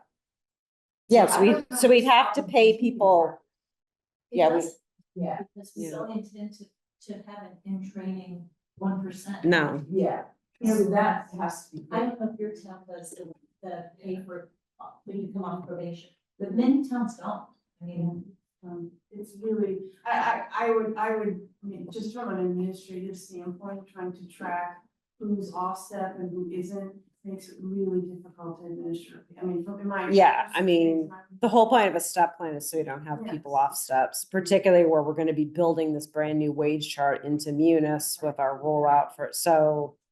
So, I mean, But I guess that's part of our methodology and reasoning too, of why we just decided to front that 1%. Because again, this, as we said all along, this first year is wonky because we have to get people onto I a pay think plan. fronting the 1% is maybe a confusing statement.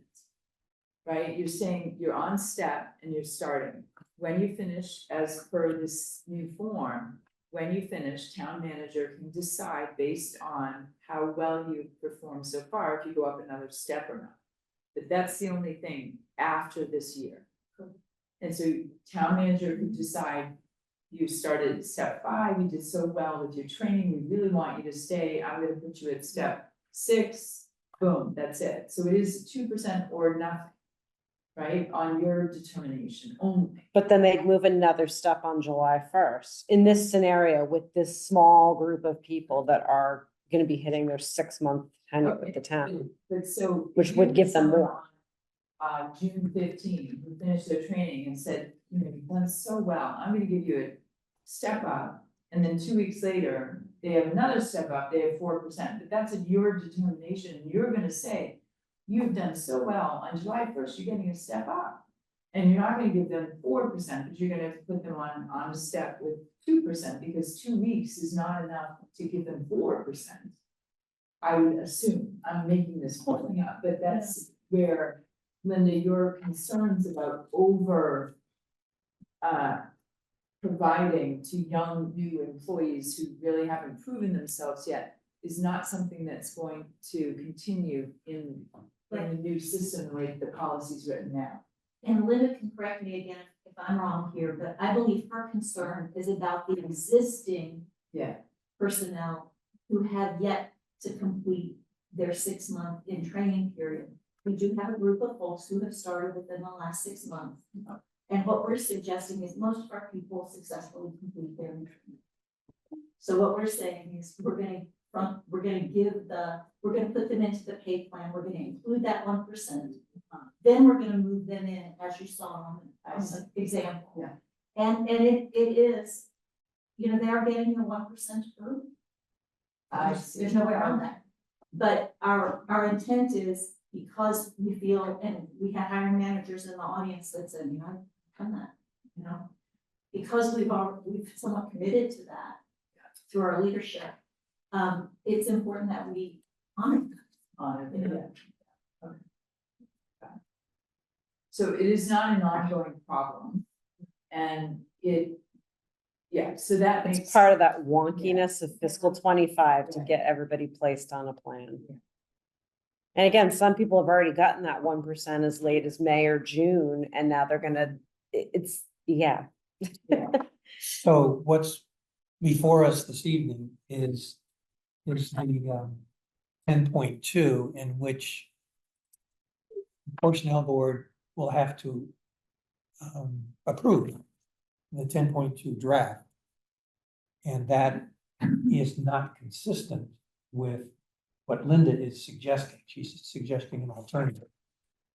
So we are in a situation where we are entertaining, obviously, public comments on this particular policy. We're having the management of the town provide their input in terms of the decision-making. And so I think we're going to be at a point rather shortly to have to make a determination as to whether or not we'll have approval on 10.2. My only, and this is a real nit, but part of me would encourage you to think about that very first paragraph strives to consistently, this is under the town of Concord philosophy. You know, I think I would put the existing employees first, retain existing employees, because that's an important group. We want to retain those people. It's a subtlety, and it's So retain and recruit. retain and then recruit is the second part of that sentence. It will take some wordsmithing, but I think I am much more inclined to want to support what the town is doing with respect to retaining the existing employees. And by the way, we need to be able to recruit, but it's not the other way around. Again, it's just, Yeah. it's a. It is a good point, I'm surprised we wrote it that way. And I bet we changed it in other places. This is the blurry eyes of all the documents we've been looking at. So You know, and if we had a few moments, we might be able to work in, Liz, your recommendation that you made earlier about fostering the culture of. Yeah. trust and support. Yeah, Um, that's nice. there's a way to get that. Absolutely. We need an office or.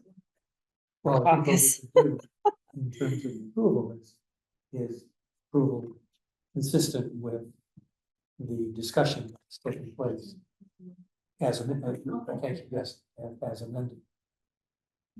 So I think we don't have to go through the wordsmithing necessarily, right? I mean, in some ways, I think the document that really needs the approval tonight is actually the next one, which is the 25 salary increase plan. I think wordsmithing on this one, I think 10.2 could almost be adopted later. Well, if it can, that's fine, but if it can't. Or at least in terms of the wordsmithing in that initial paragraph. It does say adopted in accordance with, oh, okay, you're right. I mean, I'm just giving it I've looked at this so many times and I'm like, but I feel like 10.2 could, I mean, granted, under item 1, it does talk about how if they're below step 5, but so that isn't a reference to the new step and wage chart, but I think. Well, my suggestion is, if in fact we can defer this to the next meeting, then we have the opportunity to just confirm, town can confirm that its approach to dealing with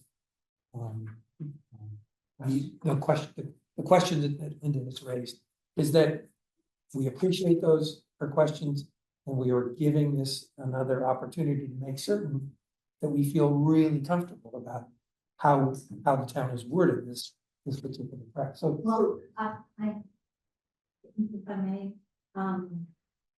before you meet next, if we stay with the regular schedule, we will have paid. Yeah, that's the key. Yeah. Because it really, I think it does need. to be. okay, so then it doesn't.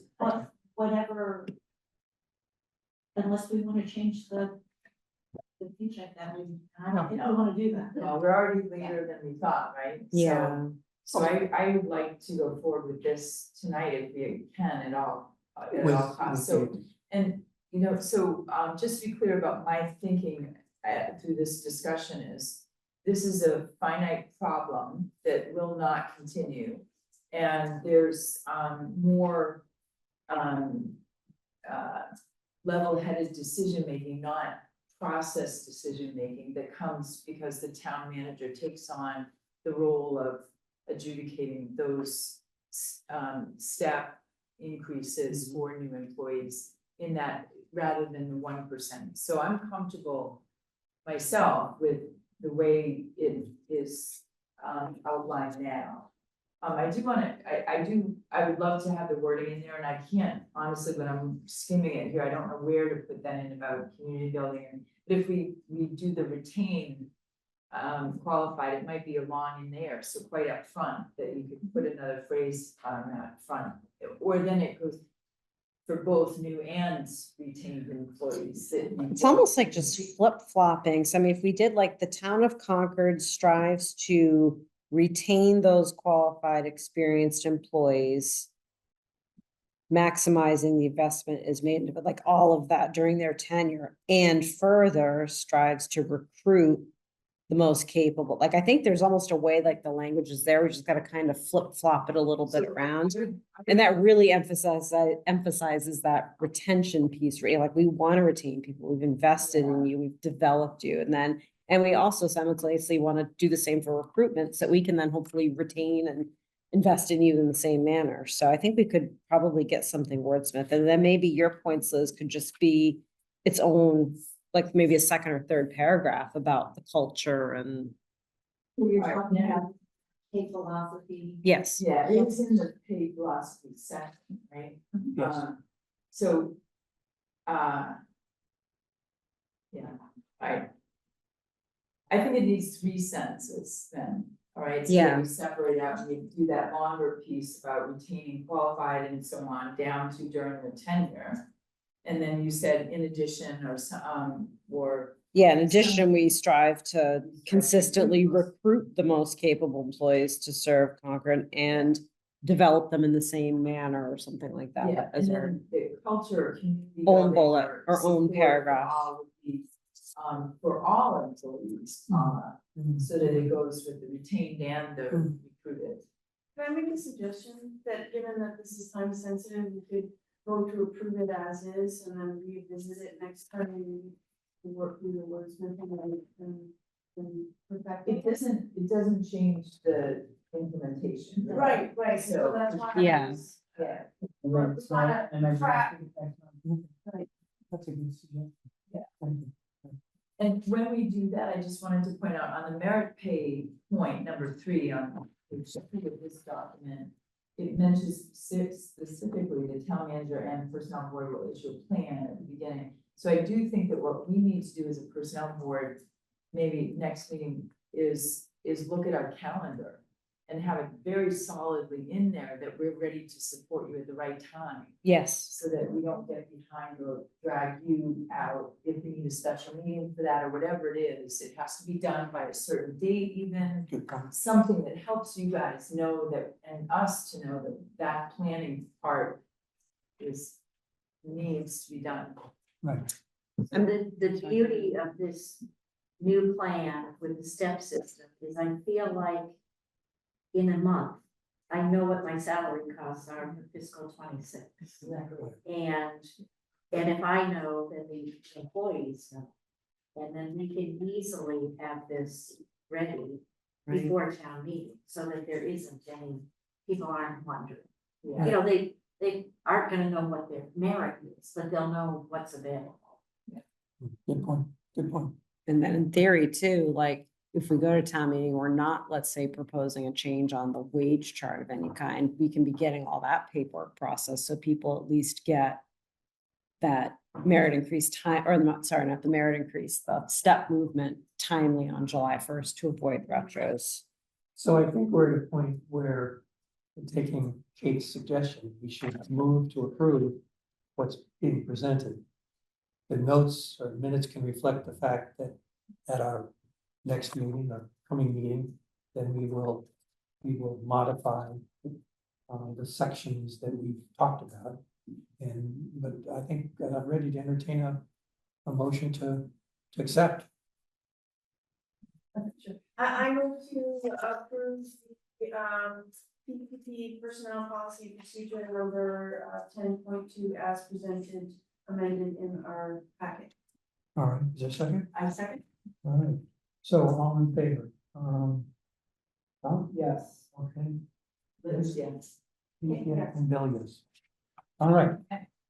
So we're moving then to the FY 25 salary increase. Yes, so that's this document. You'll see this box looks familiar. It was on your slide. So this is the one that is tied to us being able to actually start rolling out everything. So this is what we're actually planning to do. It was discussed in the slides in terms of the longevity being rolled into base and then having that dissolve, the salary grade movement through steps for each year, the merit piece of it down there.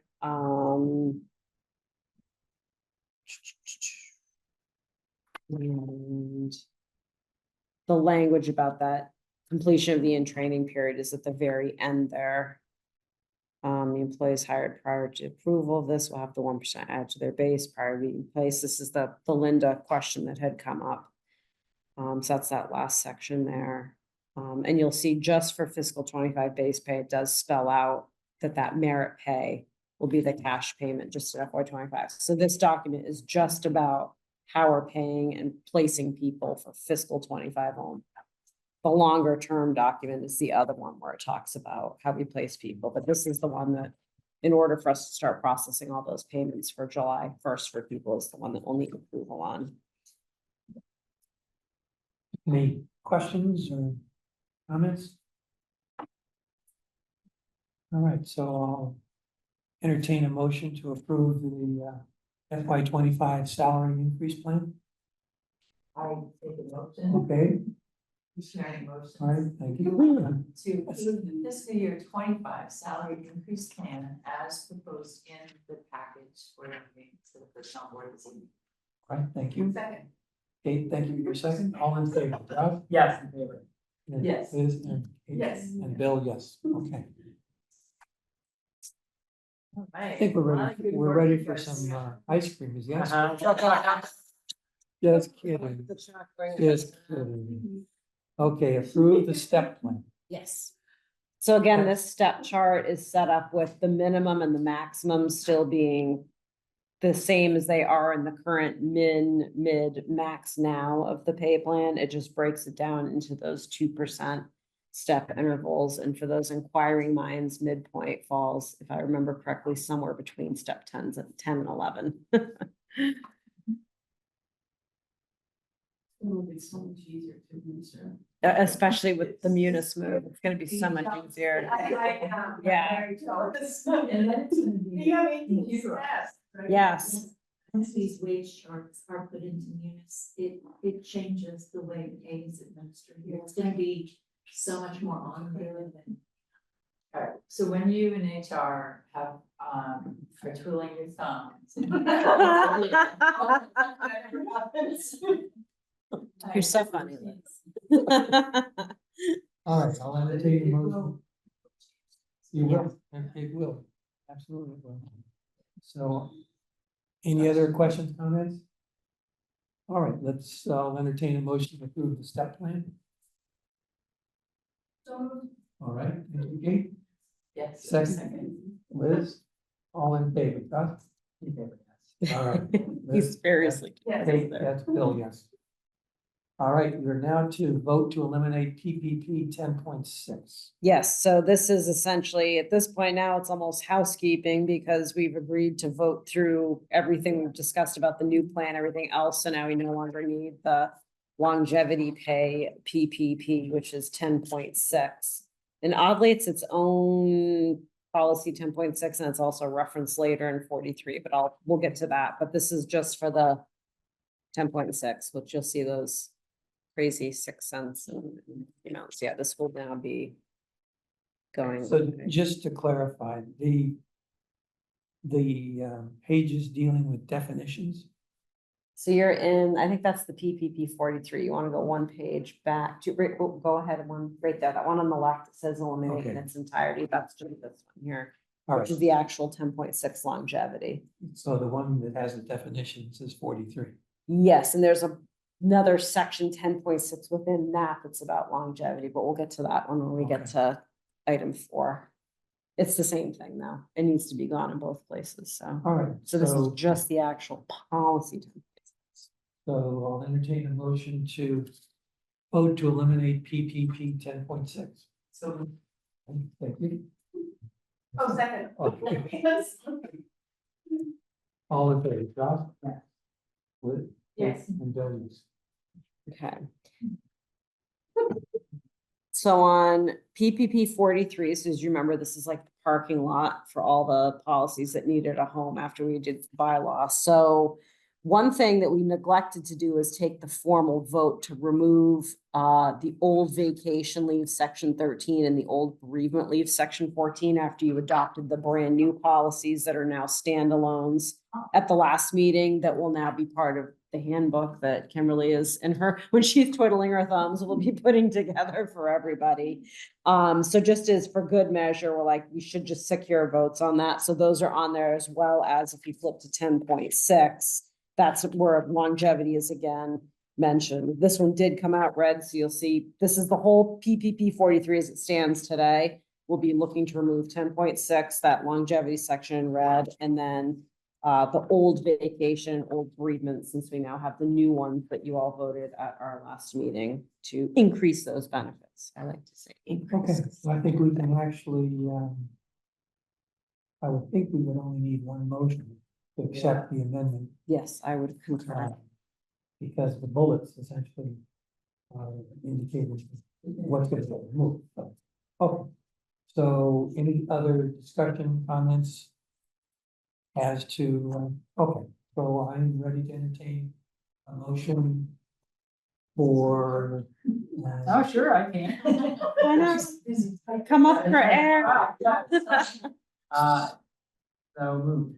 You want me to- So that we better be clear though, this is, what we're doing is, how would we word this? I say it's almost housekeeping. Yeah, remove the section. I know.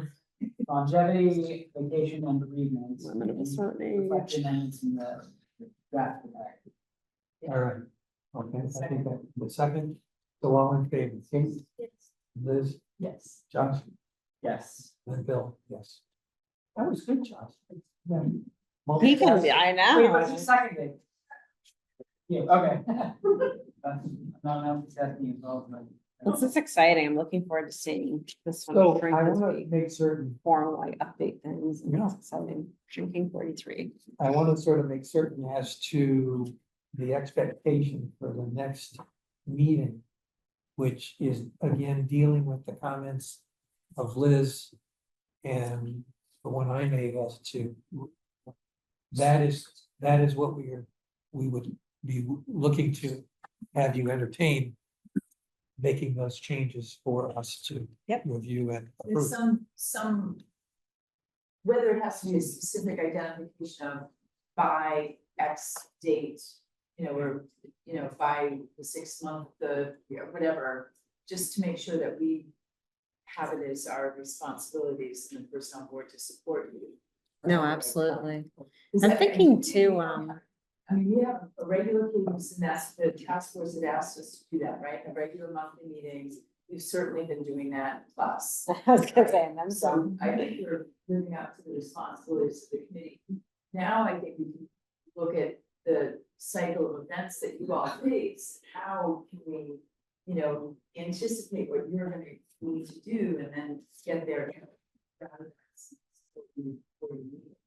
Before you're like, well, we already did it, now you wanna look, so that. We could almost rough out like even just the general timeline for those certain It would be tasks that occur every year. Like I know like we kind of have like the warrant prep schedule. FinCom has like their schedule of when they need to hold this hearing, that hearing. It might be good for those things that come up every year, like voting, whatever pay plan or discussing this. That might be good to get that all in one place, and then we can have those meetings set. And that could even be, put out there that, hey, we're gonna start talking about any pay changes on this date. So, if you want to hear it, come and listen. Then if there's not any update to the wage chart or anything, then people will know at that point if they're paying attention, and we'll communicate that saying, hey, this is the meeting. We send stuff out, for every meeting to say, hey, it's coming up. So we've got a good little following too.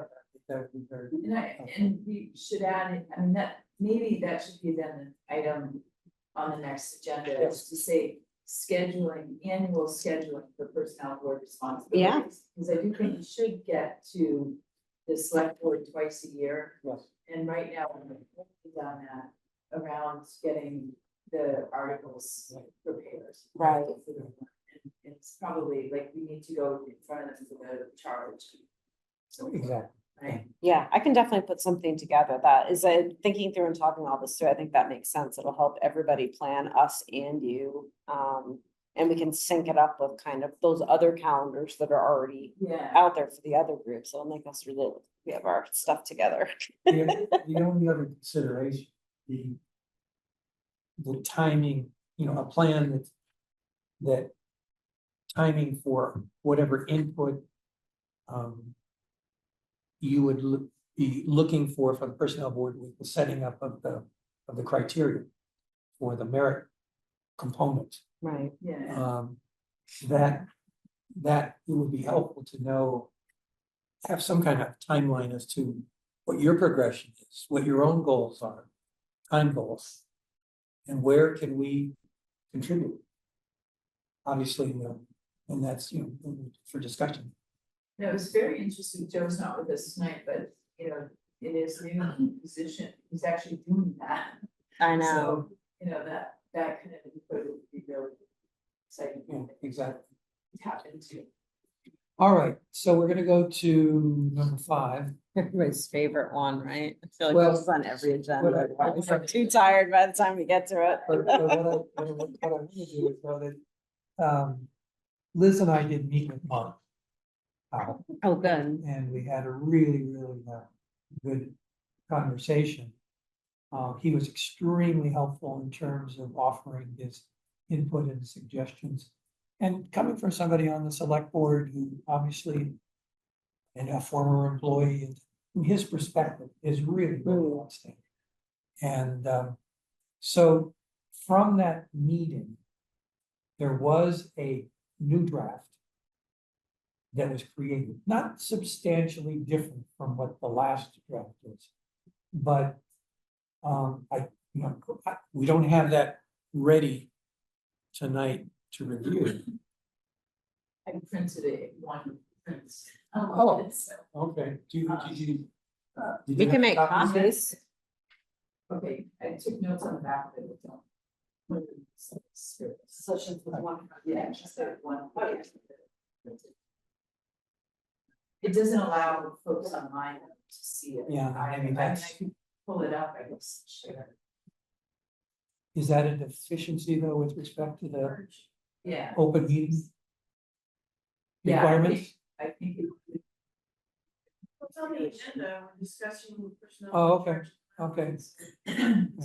We don't have, good point. I mean, I'm not Good an point. expert, don't mean on that. That's fine, right. I think the use. Oh.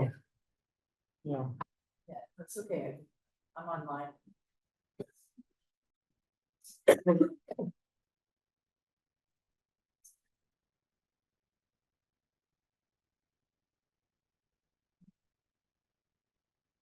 did you find it, Liz?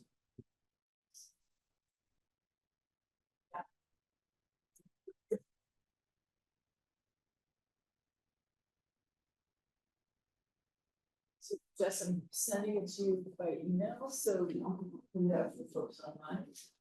As well, okay? Just- I'll send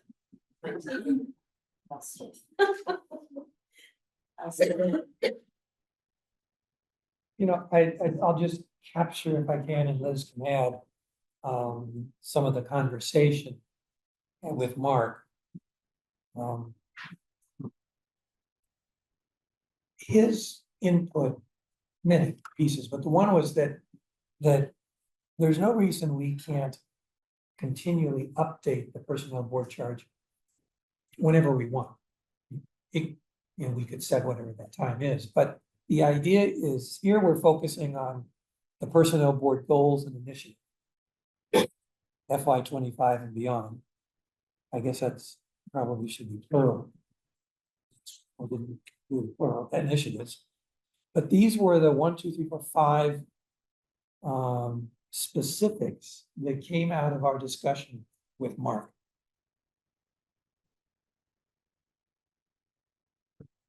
So obviously, what we're doing is entertaining comments or suggestions from the town.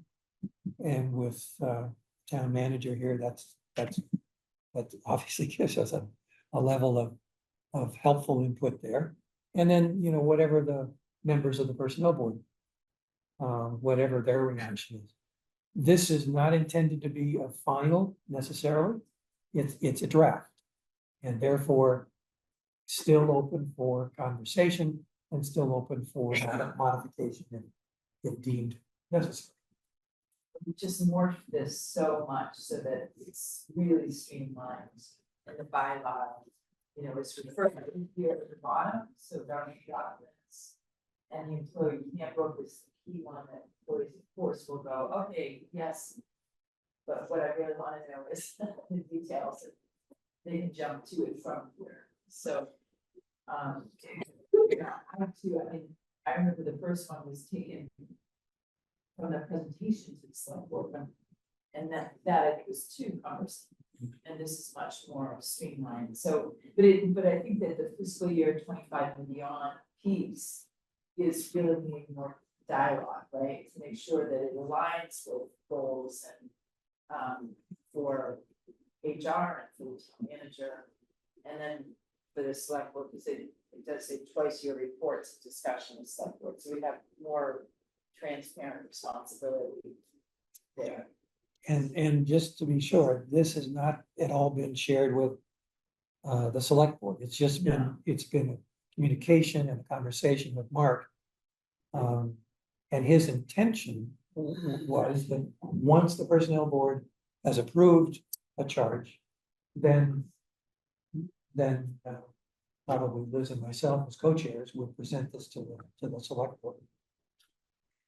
So I think, I want to put the charge up on the screen, but it's in my email, and if I put my email up, the whole world's gonna see it. So I thought I could dump it into Teams and try to get it that way, but it's not. I don't think I saved, I opened it here and tried, yeah. Sorry, people at home, all two of you, although I know two, actually, I know, there's only 3 people on the Zoom, so. I can email it to, actually, I have emails for all 3 of you on the Zoom. If you want to see a copy of the chart, I can send it. That's not bad. Yeah. So it also, I mean, we're hitting 2 hours. And so if we, I mean, I think particularly for HR, with all you've been busy doing, you might need a little more time to say this, are these the right objectives? Are they worded properly? Town manager, the same thing. And then of course, for the rest of the personnel boards, you know, so I think presenting it, putting it, getting it into the minutes and then allowing for, you know, a month, we weren't going to get on to select board schedule in the next month. And right, so, and that would be the next step, I guess. So once we, in this group, are all okay, then it would be go to charge, bring it to the select board, and they oversee our charge, right? They have to agree with it at some point. Yeah. And so that's step 2. after. all right, so what we're gonna do is we're gonna defer this particular agenda item till the next meeting, which will allow appropriate time to review modified. And certainly, the HR organization of the town manager has input suggestions. We certainly welcome those prior to the next meeting, so that, you know, maybe I'd like to sort of set our goal for the next meeting, that we actually have something to approve. I might have a couple more job descriptions, couple of Next time, next yes, meeting. next Oh, yeah, time. So yeah, there'll always be something to approve. Oh. We're turning and burning crank in here, so. maybe ice. I'm gonna bring like a Carvel cake next Oh. time, just. I will say, I don't know, this has been a long-standing item. Well, just imagine, you know, just a little more than a year ago, a new bylaw and a new charge. I mean, you all should be handed on your. But that's very kind. And I think the group has really done an admirable job, and we could maybe get free parking. Oh, there's already free parking. Okay, all right, I think we're at a point of entertaining adjournment. Just to clarify too, our next meeting, I have us down for Wednesday, August 14th, 5:30. Is that Right. still on everybody's schedules? And it'll be location. We'll be back at 55 Church unless there's some big topic. See, I knew if I booked the big room, nobody would show up, but if we'd been at 55 Church tonight, we would have had a packed house. But and then it's so much more convenient for the town manager. I mean, it really is wonderful. Karen, to have you, I'm sure, Yeah, no, it is. to have you present to listen. Big face on it. No, but it really, it shows. 8 feet tall. Thank you, thank you. Okay. Excellent. We need a motion. I'll leave it adjourned. Excellent. Okay. Moved and seconded, Kate? Yes. Yes. Josh? Yes. Bill, yes. Okay.